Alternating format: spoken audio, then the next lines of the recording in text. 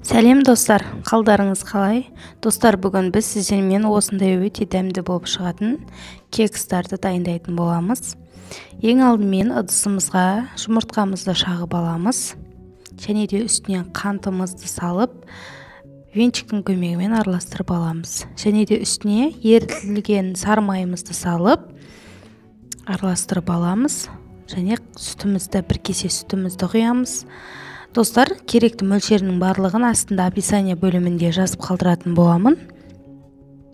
Міне біздің сұйық массамыз дайын болды. Енді құрғақ массаларымызды, құрғақ заттарымызды араластырып аламыз. Ұнымызға 2 ас қасық какао және де қамыр қопсытқыш, ванилин салып, осылай араластырып аламыз. Електен өткізіп алдын ала. Және де енді 2-3 бөліп салып араластырып аламыз. Достар, менің видеоларым сіздерге ұнаса, каналыма тіркеліп, лайк басып, комментарий жазып кетіңіздер. Міне, массамыз дайын болды. Сұйықтық осындай болсын. Қатты қою болып кетпесін. Енді арнайы ыдыстарымызға құйып аламыз. 2 ас қасықтан салдым. Одан көп салмаңыздар. Көтеріліп, ісіп, арнасынан тасып кетуі мүмкін.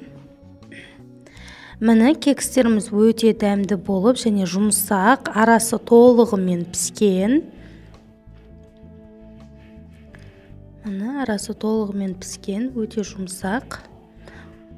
Жасап көріңіздер, өте күшті болып шығады. Енді біз кремін дайындайтын боламыз. Салқын сливкиді алдын ала осылай араластырып аламыз. Кейін үстінен қант ұнтағын, сахарный пудрамызды салып араластырамыз. Және де сәл қойылған кезінде творожный сырдан 2 чайный ложкамен салып жібердім.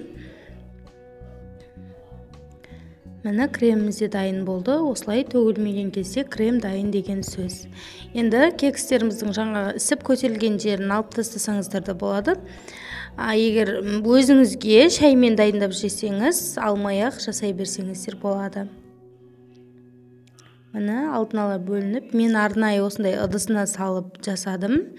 Негізі сіздер қағаздан осылай кекстің арнайы жасалғаны бар, соны қолдансаңыздар болады.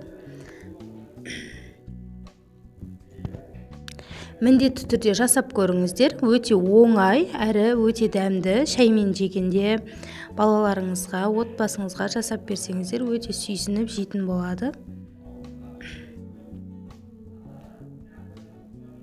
Міне достар, өте әдемі және өте дәмді. Сау болыңыздар.